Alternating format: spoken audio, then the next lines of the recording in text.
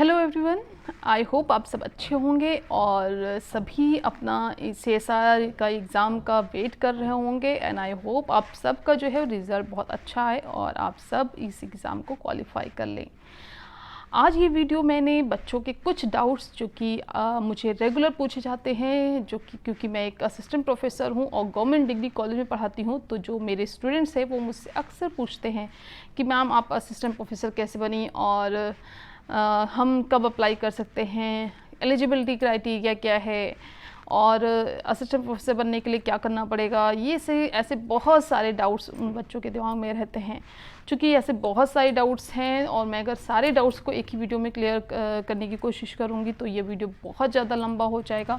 But जो एक basic doubts होते हैं, लाइक जो मेरे दिमाग में भी रहते थे कि जॉइंट CSR UGC नेट और UGC नेट क्या दोनों सेम हैं या अलग अलग हैं, और अलग अलग हैं तो कैसे अलग हैं, कौन से बच्चे इन्हें देते हैं, उसके बाद अगर JRF हुआ तो क्या होगा, LS हुआ तो क्या होगा, उसके लिए एलिजिबिलिटी क्राइटेरिया क्या अलग अलग हैं, क्या दोनों के एग्ज़ाम अलग अलग हैं या दोनों के एग्ज़ाम सेम हैं, और अगर सेम हैं तो LS निकालने का क्या क्राइटेरिया है और JRF निकालने का क्या क्राइटेरिया है। ऐसे बहुत सारे डाउट्स जो हैं वो बच्चों के दिमाग में रहते हैं। तो मैंने ये वीडियो इसी टॉपिक पे बनाया है कि आखिर दोनों एग्ज़ाम्स में क्या डिफरेंस है, JRF और LS में क्या डिफरेंस है, और आप क्या इसके लिए एलिजिबल हैं या नहीं हैं, या आप जो इस एग्ज़ाम को भरने के लिए कौन कौन से स्टूडेंट्स हैं और उनके लिए एलिजिबिलिटी क्राइटेरिया क्या है, इस पर ही मैंने ये वीडियो बनाया है। तो चलिए शुरू करते हैं। Joint CSR UGC net and UGC net दोनों ही एक नेशनल लेवल के एग्ज़ाम हैं एंड दोनों ही असिस्टेंट प्रोफेसर के लिए हैं। यानी कि अगर आप इंडिया में किसी भी प्राइवेट या गवर्नमेंट कॉलेज में एज असिस्टेंट प्रोफेसर जॉब करना चाहते हैं तो आपको ये CSR UGC नेट या फिर UGC नेट जो है एग्ज़ाम क्लियर करना होगा।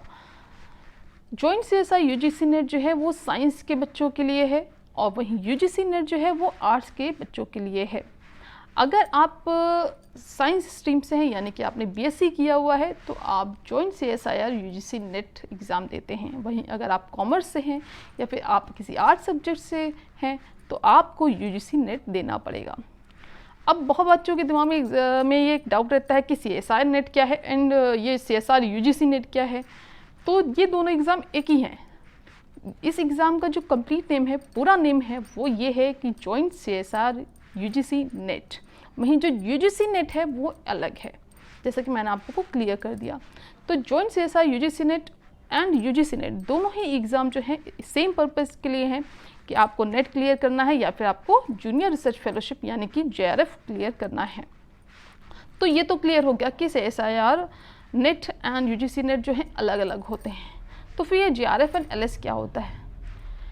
जॉइंट CSR UGC नेट या फिर UGC नेट जब एग्ज़ाम आप देते हैं तो उसमें ही दो क्राइटेरिया हैं, दो अलग अलग चीज़ें हैं, एक है JRF और एक है LS। दोनों के लिए ही सेम एग्ज़ाम है। मतलब अगर आपने फॉर्म फिलअप किया और आप एग्ज़ाम देने गए तो आपको JRF और LS के लिए अलग अलग एग्ज़ाम नहीं देना है, आपका सेम ही एग्ज़ाम है। बस दोनों ही चीज़ों के लिए अलग अलग कट ऑफ निकाली जाती है। JRF का जो कट ऑफ होता है वो नॉर्मली जो है वो LS से ज़्यादा होता है, अबाउट 10 मार्क्स ज़्यादा होता है। तो आप एक ही एग्ज़ाम देते हैं और एक ही एग्ज़ाम में आपके मार्क्स के बेसिस पे आपको या फिर JRF या फिर LS मिलता है। अगर आपको JRF मिलता है तो आप एलिजिबल हो जाते हैं किसी भी कॉलेज, यूनिवर्सिटी या इंस्टीट्यूट में as a research scholar join करने के लिए। और ये JRF जो है यानी कि जूनियर रिसर्च फेलोशिप जो है वो आपको 5 इयर्स तक दी जाती है। अगर आप किसी इंस्टीट्यूट या रिसर्च सेंटर या फिर यूनिवर्सिटी या कॉलेज में अगर आप as a PhD scholar join करते हैं तो आपको एक मंथली जो है वो फेलोशिप दी जाती है जो कि JRF कहलाती है। 2 साल तक आपको ये फेलोशिप दी जाती है। एंड अगर आप अच्छा करते हैं, आपका रिसर्च जो है उसमें प्रोग्रेस अच्छा है, आपकी प्रोग्रेस रिपोर्ट हर साल बनाई जाती है एंड वो अप्रूव होती है। अगर आपका सब कुछ अच्छा रहता है रिसर्च में तो आप 2 साल के बाद JRF से SRF प्रमोट हो जाते हैं। ड्यूरिंग JRF जो आपकी फेलोशिप है वो 31,000 होती है प्लस 16% HRA यानी कि नियर अबाउट आपकी जो फेलोशिप है वो नियर अबाउट आपकी 36,000 के आसपास बन जाती है। वहीं आफ्टर 2 इयर्स यानी कि जब आप SRF हो जाते हैं तो आपकी फेलोशिप 31,000 से बढ़कर 35,000 हो जाती है प्लस 16% HRA। एंड ये फेलोशिप जो है वो टैक्स फ्री होती है, इस पर आपको कोई भी टैक्स नहीं देना होता है। ये जो फेलोशिप है ये आपके रिसर्च के दौरान आपकी बहुत हेल्प करती है। आप इसके थ्रू आपको एक डिसेंट अमाउंट जो है वो आपको ड्यूरिंग रिसर्च आपको मिलता है, जिससे आप बहुत ही आराम से अपना रिसर्च कर सकते हैं, एज वेल एज आप अपना खुद का भी जो खर्चा है वो भी आप थोड़ा बहुत कर सकते हैं।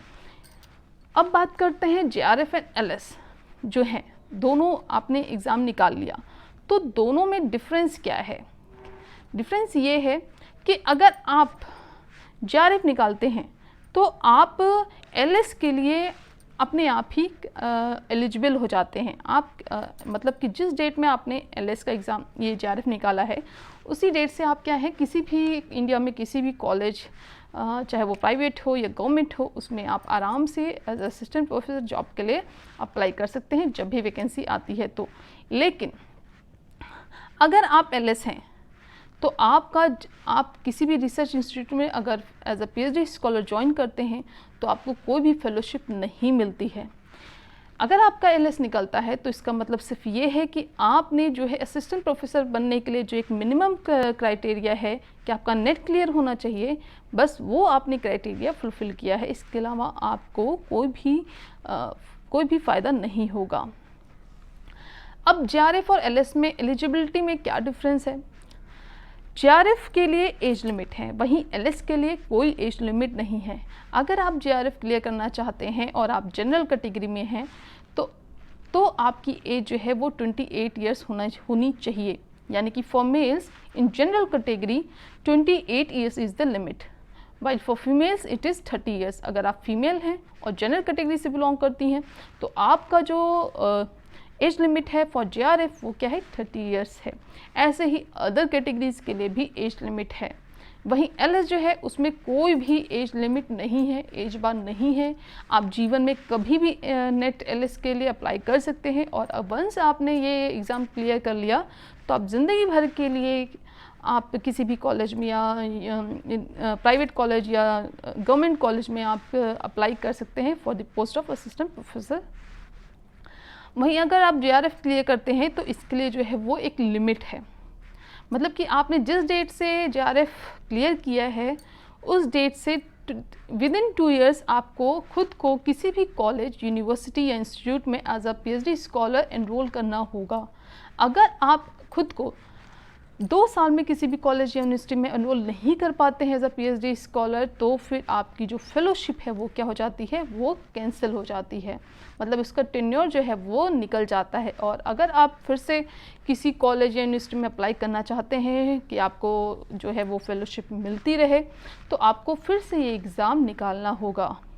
अदरवाइज़ एक बार एग्ज़ाम निकालने के बाद में आपकी पूरी कोशिश होनी चाहिए कि आप JRF के लिए 2 साल के अंदर ही आप किसी न किसी इंस्टीट्यूट में खुद को एनरोल कर लें। चलिए ये तो हो गई बात कि JRF और LS में क्या डिफरेंस है, कि दोनों में ही एज लिमिट का डिफरेंस है। दोनों में ही ये है कि एक में फेलोशिप मिलेगी और एक में फेलोशिप से कोई मतलब नहीं है। अब बात करते हैं कि आखिर ये जो एग्ज़ाम है उसके लिए आप कौन कौन एलिजिबल हैं और कौन कब अप्लाई कर सकता है। तो देखिए, जो भी बच्चे अपने अंडर ग्रेजुएशन में हैं, यानी कि अपना BA, BSc या BCom कर रहे हैं, वो बच्चे CSR, UGC नेट या फिर UGC नेट के लिए अप्लाई कर सकते हैं। पहले ये क्राइटेरिया नहीं था, पहले जब आप सिर्फ अपने मास्टर्स में ही इन एग्ज़ाम्स के लिए अप्लाई कर सकते थे, बट अभी ऐसा नहीं है। अभी आप अंडर ग्रेजुएशन के दौरान भी इन एग्ज़ाम्स में अप्लाई कर सकते हैं। उसके अलावा आप अगर मास्टर्स में हैं, अपने प्रीवियस ईयर्स में हैं, मतलब फर्स्ट ईयर मास्टर्स में फर्स्ट ईयर मास्टर्स इन अगर आप फाइनल ईयर में हैं अपने मास्टर्स के, तो भी आप इस एग्ज़ाम के लिए अप्लाई कर सकते हैं। और अगर आप मास्टर्स कंप्लीट कर चुके हैं तो भी आप इसके लिए एग्ज़ाम के लिए आप अप्लाई कर सकते हैं। बस आपको ये ध्यान रखना होगा कि JRF के लिए आपकी जो एज लिमिट है वो फॉर जनरल कैटेगरी 28 है, फॉर मेल्स और फीमेल्स के लिए 30 ईयर्स है। तो अगर आप अप्लाई कर रहे हैं तो इस एज लिमिट के अंदर ही आपको अप्लाई करना होगा फॉर JRF। वहीं LS के लिए ऐसा कोई भी बात नहीं है, तो आप कभी भी अप्लाई कर सकते हैं।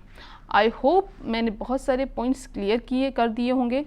वो बच्चे जो कि जिनको बिल्कुल भी आइडिया नहीं है कि असिस्टेंट प्रोफेसर कैसे बनते हैं और क्या एलिजिबिलिटी क्राइटेरिया है, तो उसके लिए मैं एक अलग से वीडियो बनाऊंगी जिसमें मैं बहुत सारी चीज़ों को के बारे में डिस्कस करूंगी, जैसे कि सब्जेक्ट्स क्या होने चाहिए, UG में सब्जेक्ट क्या होना चाहिए, PG में क्या सब्जेक्ट होना चाहिए और कैसे तैयारी करें।